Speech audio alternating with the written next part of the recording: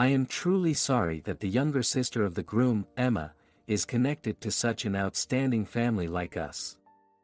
To put it bluntly, someone like Emma, who only graduated from middle school, is nothing but a disgrace to the family. In my opinion, she should stay away from family gatherings and be mindful of her social status when interacting with us. The bride's father, his face turning bright red, delivered an astonishing statement with an unpleasant grin during the family representative's speech, speaking loudly. My father, mother, and even myself were taken completely off guard by those words. We never expected such a thing to be said in front of everyone at the wedding reception, and we found ourselves speechless with our mouths wide open. Suddenly, the groom, Nate, who had abruptly risen from his seat, approached the bride's father with a gentle smile on his face. However, from our family's perspective, his expression clearly showed anger, and when my brother, who had come up to the bride's father, raised his arm, I hurriedly stood up to intervene. My name is Emma Brown. I work at a locally renowned construction company. I initially found it challenging to adapt to the predominantly male environment, but now I have become well acquainted with it and have developed good working relationships with the carpenters at this construction company. The foreman is still a strict and intimidating person, but I never disliked him because he shows his passion to pass on the skills he possesses to younger individuals. After everyone had left the construction site, I took a deep breath and loosened my body, all the while contemplating such matters. I then silently began drawing the blueprints necessary for the next task. I finally finished drawing the blueprints, and it was already evening by the time I completed them. It was only then that I realized I had been working tirelessly without a break since lunch, and my stomach growled loudly. After reviewing the completed blueprints once more and nodding in approval, I began tidying up. As I prepared to head back to the apartment provided by the construction company, I noticed that there were sandwiches placed on the desk in the rest area, intended for takeaway. Next to them, there was a note with the foreman's neatly written message, "Make sure to have a proper meal." It made me happy, and I couldn't help but smile. I gratefully accepted the sandwiches from the foreman and, after securing the premises, returned to the apartment. Suddenly, my smartphone rang. Thinking it might be someone else, I looked at the screen, and to my surprise, my brother's name, with whom I hadn't had a conversation for years, was displayed. Unlike me, my brother has always been exceptionally talented from a young age. Although he was a bit laid back at times, he became even more dedicated to his studies. Graduating from medical school and now working as a surgeon at the largest and most advanced university-affiliated hospital in our hometown. Upon receiving a call from my highly respected brother, I placed the sandwiches on the desk and took a deep breath before answering. When I heard my brother's voice saying, "I'm glad you picked up," I couldn't help but feel a bit nervous. I asked in a trembling voice, "What's going on all of a sudden?" In response, my brother, with a somewhat embarrassed tone, explained his reason for calling. Well, actually, I've decided to marry my current partner. I know you might be busy, but I really want you to come to the wedding. We haven't seen each other in so many years, and I've been thinking about it. It seemed like a good opportunity. What do you think? In a slightly nervous tone, my brother spoke, and I replied, "Of course." He then smiled with great joy, warming my heart. After briefly updating each other on our recent lives, we reluctantly hung up the phone, suppressing the feeling of nostalgia. I don't know much about the person he is in a relationship with, but I assume he has already met our parents, and I can probably have a conversation with them about it before the wedding day. As I idly pondered these thoughts, I couldn't help but feel happy, and I decided to warm up the sandwiches the foreman had given me in the microwave and enjoyed my meal. The sandwiches that day seemed to taste even better than usual. A while later, I received the wedding invitation from my brother, and once the wedding date was confirmed, I talked to the foreman about taking some time off. After a brief pause, he gave me his consent. Relieved by his response, he chuckled and mentioned that there was a condition. It seemed that there was a request for me to take on the role of a guest lecturer for just 3 days at a specialized construction school run by an acquaintance. He asked me to consider accepting this teaching role. Presumably, that person had requested the foreman to be the guest lecturer, and I was in a dilemma about my ability to handle the task. The foreman chuckled and said, "I'm telling you that you can do it, so go with confidence." His words gave me determination, and I nodded firmly. As promised, I arrived at the address provided by the foreman on the designated day and at the specified time. I found myself in front of a beautiful building, and to my surprise, the entire building was the campus of the specialized construction school. I couldn't help but look up in awe. I entered the building nervously and spoke to the receptionist. They directed me to a preparation room that had been set up for the guest lecturers. There, I was reviewing the content of my lecture when there was a knock on the door, and a man entered the room. I greeted the man with a puzzled expression by saying, "I'm Emma from the construction company."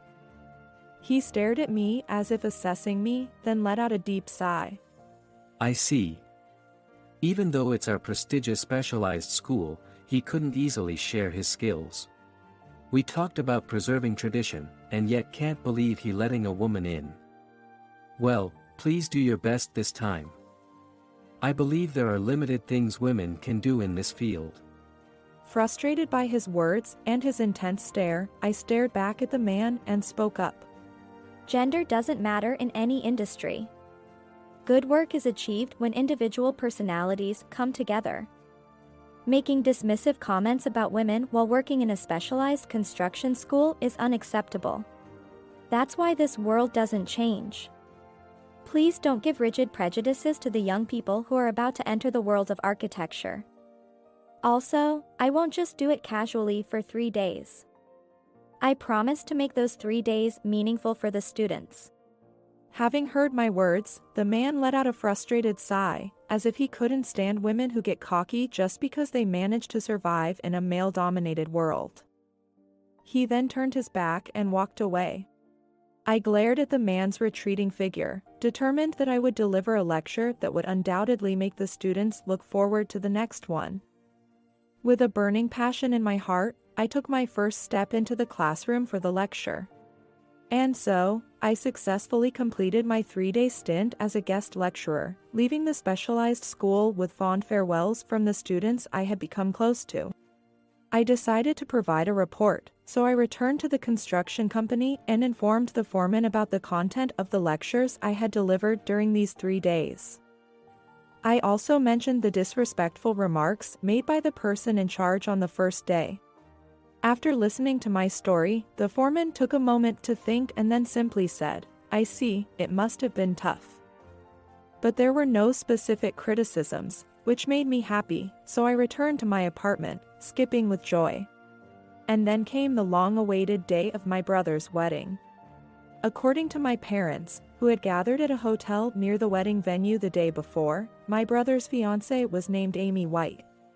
She worked as a nurse at the same hospital as my brother and was not only responsible for taking care of hospitalized patients, but also highly skilled in assisting doctors in the operating room.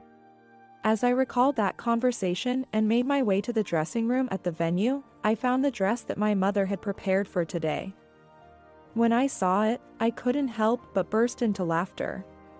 Although I was a bit bewildered by the fluttery dress, which was something I had never worn before, my skilled mother quickly took charge of my makeup and hairstyling. In no time, I found myself unable to look in the mirror, feeling too embarrassed to lift my face. After cooling my flushed cheeks, hearing compliments from my parents about how cute I looked, I made my way to the family waiting room. However, my attention was captivated by a particular man who was there. That man was undoubtedly the person in charge of the specialized school who had ridiculed me on that day. With a friendly smile, this man named Kenny White approached us, and it became apparent that he was Amy's father. I did my best to conceal my discomfort and kept it from showing on my face. Though I was taken aback by the unexpected reunion, I thought that we would probably only have to deal with each other today and wouldn't have any reason to speak in the future. Remembering the words from that day, I suppressed my irritation and proceeded to greet him after my parents. However, he either didn't realize it due to my dressed-up appearance or chose to ignore it, and he commented, "You look like a lovely young lady." This remark only increased my irritation. I had mostly been in a position of listening to my parents' conversation and avoiding unnecessary interjections. However, perhaps he felt considerate and thought of including me in the conversation, as Kenny asked, "Emma, where did you graduate from university?" Unable to ignore him and with a forced smile, I replied, "I graduated from middle school and started working for personal reasons." For a brief moment, Kenny's smiling face turned slightly distorted, and I felt like he gave me a cold stare. Observing Kenny's expression with a furrowed brow, trying not to be noticed, I saw him quickly return to a smile and say, "I see, that's interesting," before changing the subject. Although I had a strange sense of unease due to that brief change in expression, my brother and Amy's wedding ceremony began. Amy was even more beautiful than I had imagined, and the pure white wedding dress suited her perfectly. My brother, dressed in a matching all-white tuxedo, also looked incredibly dashing. Seeing them together made me smile warmly. As the wedding ceremony ended and we transitioned to the reception, my father suddenly began to look flustered. I asked him what was wrong, and it turned out that my brother had asked him to deliver the family's representative speech. He was wiping sweat from his brow and checking his notes. As I exchanged glances with my mother and shared a wry smile, the speech from the bride's family representative began before my father's turn. Kenny seemed to be in high spirits, perhaps due to seeing his daughter in her bridal attire. He had consumed quite a bit of alcohol and had a flushed face. He appeared a bit unsteady as he was supported by the bride's mother. Eventually, he stood up and made his way to the microphone that had been prepared for him. Still, as I watched Kenny confidently standing in front of the microphone, despite being somewhat drunk, I couldn't help but chuckle, thinking that he had a different air of authority compared to my father. Then, with the microphone in hand, Kenny bowed and began to speak with a smirk on his face. Thank you very much for gathering here today to celebrate my daughter's wedding. Normally, I would like to offer words of congratulations as well, but I want all of you to know my true feelings. I am truly sorry that the younger sister of the groom, Emma, is connected to such an outstanding family like us. To put it bluntly, someone like Emma, who only graduated from middle school, is nothing but a disgrace to the family. In my opinion, she should stay away from family gatherings and be mindful of her social status when interacting with us. The suddenness of his words left me, my father, and my mother utterly speechless. However, in the corner of my mind, Kenny's earlier expression came to mind, and I now felt like I understood the reason behind it. A sense of frustration slowly welled up within me. Then, my brother, who stood up abruptly, approached Kenny with a calm smile. However, it was evident from his expression that he was clearly upset, a sentiment that was apparent to our family. As I saw my brother approaching Kenny and raising his arm, I stood up to intervene and stop my brother. However, my brother maintained a fixed smile and only took the microphone from Kenny. Seeing this, I halted my movement, and my brother began speaking to Kenny. I believe that a person who values connections with people just like you shouldn't be unaware. But just to confirm, do you know my sister's profession properly? However, Kenny, not understanding the meaning of the question, mumbled, "Huh," and froze in place. Seeing his reaction, my brother continued with his words. Don't you know? You personally requested her as a lecturer at the specialized school, and you enjoy visiting old architectural structures like churches, right? Emma is a master carpenter involved in their restoration. Upon hearing my brother's words, Kenny started trembling and suddenly shouted angrily at my brother. What? A woman as a master carpenter? Don't play dumb. Listen here. Being a master carpenter is a specialized and beautiful skill within the world of construction. There's no way a woman could handle such a role.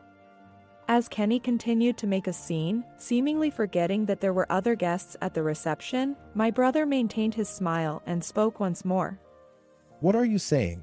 Emma is a genuine master carpenter trained under the human national treasure, Mr. Herbert Smith. Are you really suggesting that she can't handle it just because she's a woman? Since you were the one who reached out to him in the first place, why don't you hear him out? When my brother gestured towards someone, I looked in that direction and noticed the master carpenter sitting quietly in a less conspicuous corner. I was left speechless in astonishment.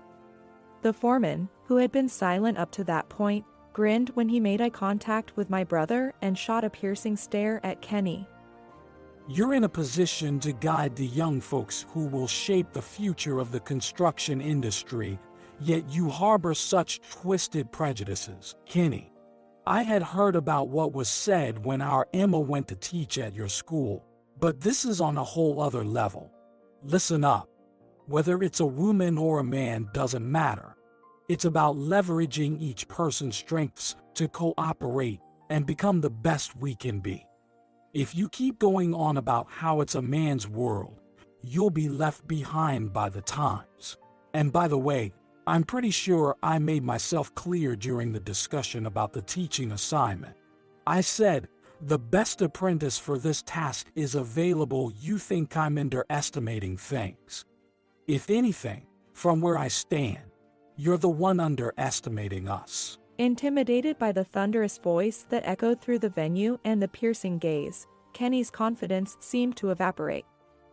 He turned as pale as a sheet and muttered, "I'm sorry," before returning to his seat in a daze. The venue remained agitated for a while, but then Amy stood up and, with a composed voice, said, "I apologize for the interruption. Let's take a short break and then resume." Then, with a pale face just like the stunned Kenny, I glared at his wife, who was frantically calling out to him, and she, as if influenced by that gaze, slowly led Kenny out of the venue. When the reception resumed, Amy's parents were no longer present, but she had a refreshed expression, which gradually lifted the atmosphere in the venue, and in the end, we were able to close it with smiles. Afterward, as the foreman was about to leave the venue, I stopped him and asked about the situation. He explained that despite being asked several times and having a brief conversation, Kenny had knelt and requested him to attend his daughter's wedding, so he reluctantly agreed to participate. When I murmured that it would have been nice if you had told me if we were attending the same wedding, he scratched his head with a reluctant look and said, "I didn't think there was any need to say it, anyway. That guy probably just wanted to somehow establish a connection with me." However, even though it was by chance, the fact that he helped me remains unchanged. So, I lowered my head and said, "Thank you then," the foreman said with a wry smile. I've always tried not to treat people differently just because they're women, but when he said something like that. Then, my older brother arrived and lowered his head to the foreman, saying, "Thank you for responding to the sudden act." The foreman said she is my top disciple. So being silent when someone goes that far is just unreasonable, patting my head. I vaguely remembered the past as I felt the size and warmth of his hand. I was captivated by the work of a carpenter when I was in elementary school. During that time, whenever I had unpleasant experiences at home or school and needed to calm my feelings, I used to visit an old church. It was during one of those visits that I happened to come across the foremen who were repairing that church, and that's how it all began. I was watching their work in a place where I wouldn't be in the way, and I was completely captivated by their beautiful craftsmanship. From then on, I started researching the history of old buildings like churches, and I went to see them in person. As I grew up, I also sought out books about carpentry techniques and devoured them. I was completely enthralled by it all. And when I became a middle school student, I made a certain decision and decided to have a conversation with my parents about it.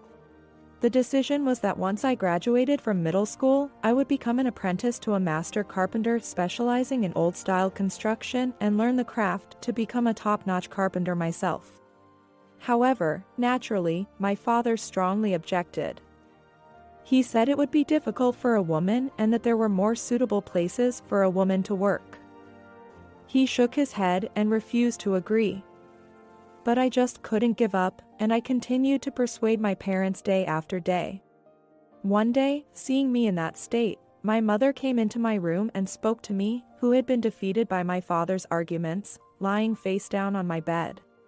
Sitting at the edge of the bed, my mother gently stroked my head and said, "I understand that becoming a carpenter is a challenging path, and I think I'm saying this because you know it.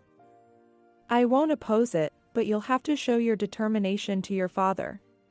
After thinking it over for a while, I felt that this was the only path for me.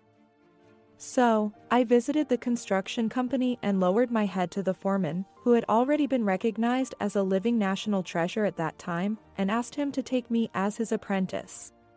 At first, I was turned away from a place where women weren't traditionally allowed to enter. However, I kept going for several months, and even if I couldn't get inside the shop, I continued to wait for the foreman to come out and kept bowing my head. And then, during the winter of my second year in middle school, after numerous attempts at pleading, the foreman finally burst into laughter. He walked towards me, surprising me, and said, "I'm going to visit your parents right now." On the day when the foreman actually came to our house, my parents were bewildered, but the foreman bowed deeply in front of them. This young woman will surely become a top-notch carpenter someday. I can see a burning passion in her eyes. Please, believe in me and entrust your daughter to me. Saying so, the foreman looked at me with a kind gaze and gently placed his hand on my head. Even though my father still seemed reluctant, my mother, with tears welling up in her eyes, said, "Please take care of her." Seeing this, my father also lowered his head towards the foreman, holding back tears. And my older brother, who had witnessed many arguments between me and my father, looked at us with an indescribable expression, a memory that I still vividly recall to this day. However, while I was determined to take the first step towards my dream, the days that followed were by no means filled with only enjoyable moments. After graduating from middle school and with my parents' permission, I moved into the apartment provided by the construction company and began learning the job. However, at first, I was often assigned to site cleanup, which was extremely physically demanding, and I struggled to keep up with my senior colleagues. Every time the work was delayed because of me, there were many instances where my senior colleagues got angry with me, saying things like, "This is what happens with women," or "Don't come here with half-hearted determination." Nevertheless, I didn't let it discourage me. I continued to watch and learn from the foreman and my senior colleagues' techniques, occasionally receiving guidance from the foreman himself. Before I knew it, I had grown to the point where I was entrusted with tasks alongside my senior colleagues. My senior colleagues began to acknowledge my skills more and started to smile and interact with me more. Finally, I'm starting to find enjoyment in my work now. I had thought that it would take much longer to earn the foreman's recognition, but just a while ago, he clearly stated that I am his top disciple. I was so happy and grinning, but then he reminded me not to get too carried away, saying there's still a lot to learn. It felt like the usual foreman had returned, and I couldn't help but straighten my posture. Watching the exchange between me and the foreman, my older brother chuckled and looked at me straight in the eye. Emma, there's something I've wanted to say for a long time. Seeing you face your dream of becoming a carpenter head-on and working hard to make it a reality, well, it made me realize that I could do more. It inspired me to strive for the highest I could reach in my own studies, which led me to become a doctor and help many people. I believe that if I hadn't witnessed your determination that day, I would have lived a much less fulfilling life. So, thank you, truly. As he said this, I tightly squeezed my brother's outstretched hand while trying to hold back tears, and it felt like a warm sensation was flowing into my heart. and both our parents and the foreman were watching us, brother and sister, with kind eyes. In the end, after that incident with Kenny and the fear of upsetting the living National Treasure foreman, Kenny experienced his first setback, having never faced failure before, having graduated from a prestigious university. He struggled to bounce back from it, and eventually, he decided to step down from his position as chairman of an educational institution, passing it on to his successor. Amy shared this with me when she came to apologize to me again. She was apparently fed up with her father, who was obsessed with academic achievements, and her mother, who accommodated that mindset. So when I saw Amy laugh confidently and declare that she was cutting ties with them, I couldn't help but exchange a knowing smile with my brother, both of us chuckling. I continue to learn the craftsmanship of a carpenter under the foreman while working harmoniously with my senior colleagues. However, in reality, I have taken on another job. It's a job that the school formally requested after receiving requests from students who had previously taken special lectures. I teach carpentry techniques at a construction-focused vocational school twice a week. Both jobs are fulfilling, and I am currently leading a very satisfying life. One day, when I reported about my work at the vocational school, the foreman suddenly burst into laughter with a joyful expression on his face. If I hadn't met you, I probably wouldn't have allowed women on the construction site even now. And I never even thought about passing on my skills to people with such different aspirations like this. You're the one who changed me. Watching the foreman laugh like that, I couldn't help but smile, and I felt a warmth spreading through my heart. I thought to myself that it was a good decision